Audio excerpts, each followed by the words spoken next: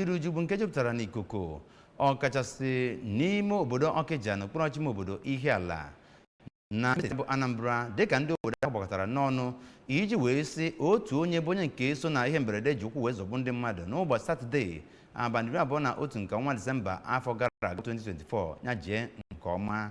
Onye nta akụkọ anyị bụ Faith Onyemuche ga-ewetara gị akụkọ maka ya bụ mmemme elimozu ya.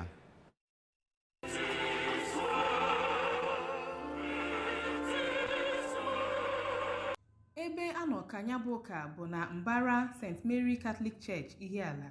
Onye kara anya bụ ụka akwamozu ndị a bụ nnukwu onye ụkọchukwu nke Diocese Ihiala bụ Right Reverend Ralph Okafor, bụ onye gagoro ezumike nka nakwazi ndị ụkọchukwu Catholic na Pentecostal.